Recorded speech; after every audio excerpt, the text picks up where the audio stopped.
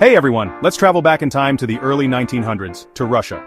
This was a period of great change and turmoil, a time when the Russian Empire was one of the largest and most powerful empires in the world.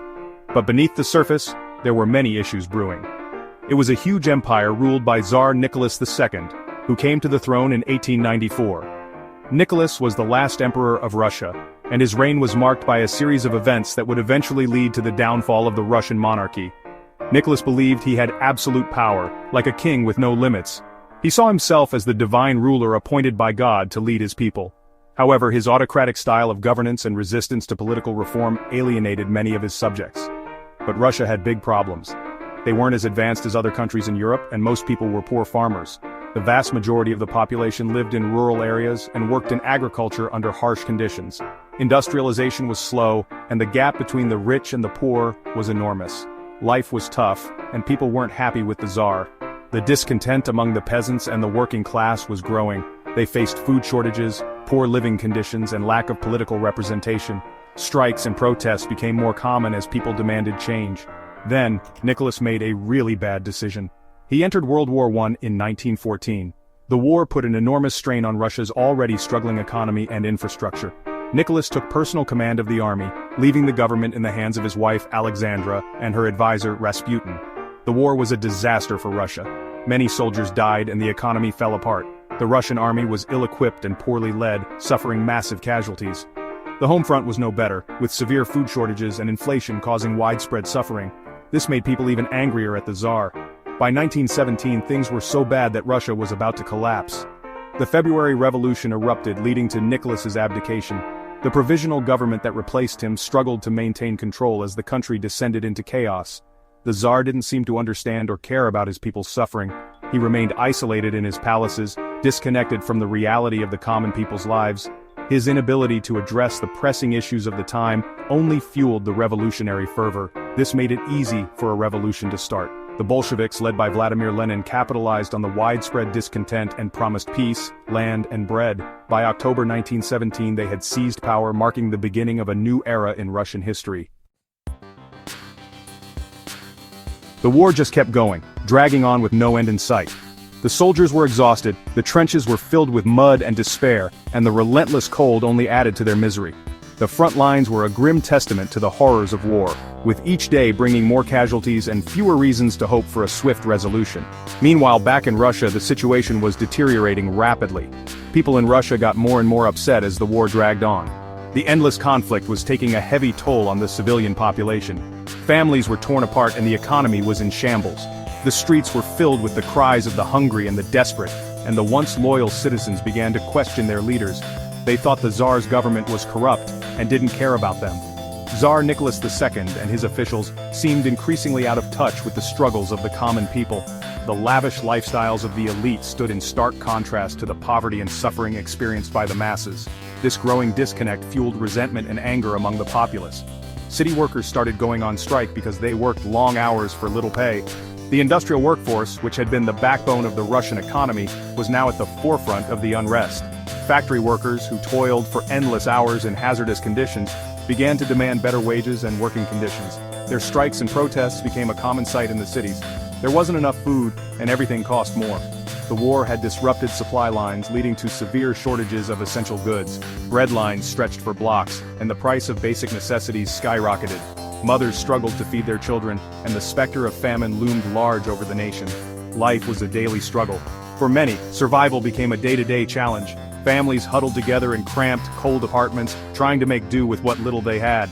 The harsh realities of war and economic collapse were felt in every corner of the country, from the bustling cities to the remote villages.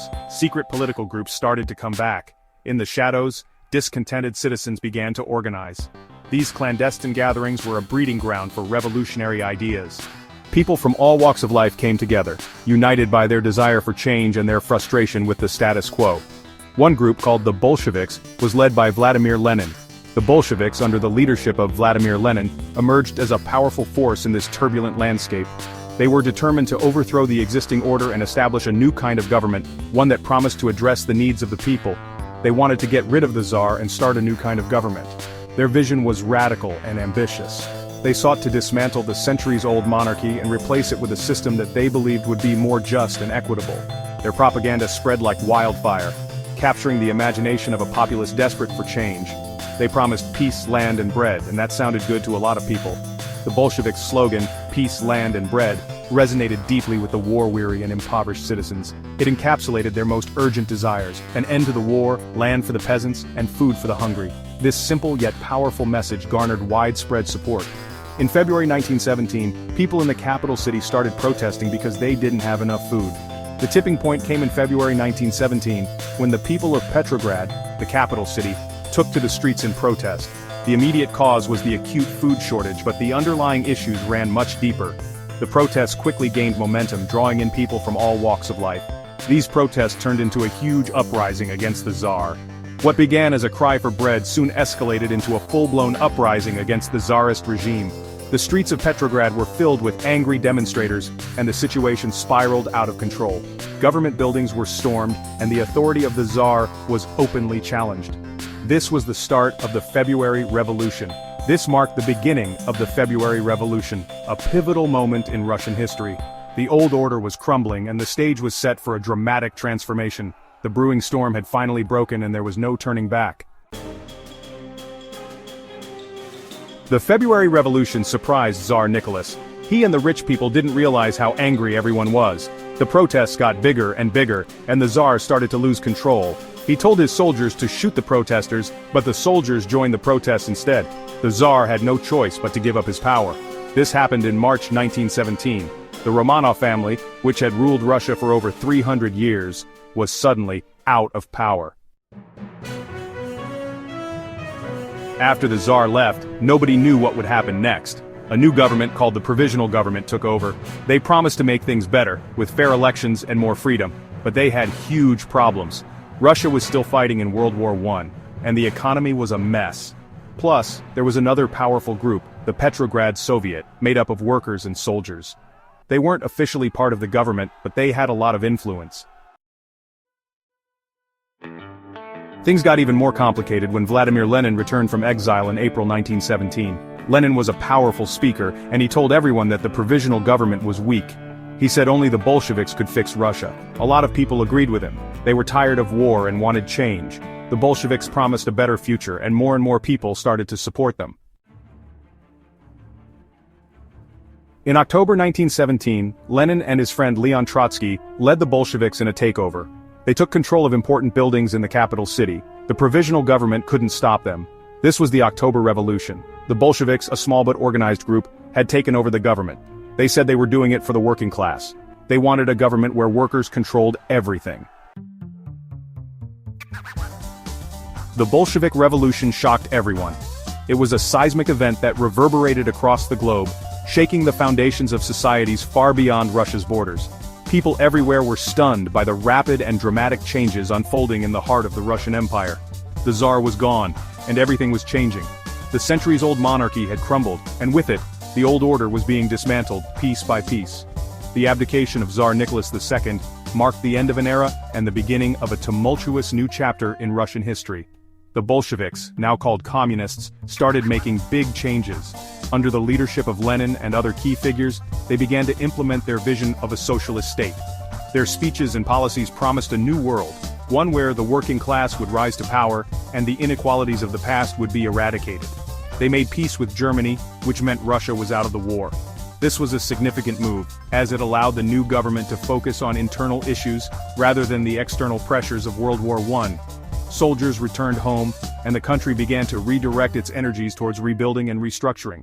They also took control of all the land and businesses. The Bolsheviks issued decrees that transferred ownership of land and industry to the state, aiming to create a more equitable society. Workers seized factories and peasants took over land, believing that they were finally gaining control over their own destinies. Then, a civil war started between the communists and the people who opposed them. The country was plunged into chaos as the Red Army, loyal to the Bolsheviks, fought against the White Army and other factions who resisted the new regime. The conflict was brutal and left deep scars on the nation. The communists won and created the Soviet Union, the world's first communist country. This victory solidified their power and allowed them to establish a new government based on their ideological principles. The formation of the Soviet Union marked the beginning of a new era in global politics. The Russian Revolution was a really important event. It wasn't just a national upheaval, it had international ramifications. The ideas and actions of the revolutionaries inspired people around the world, leading to a wave of revolutionary movements in other countries. It inspired similar movements around the world.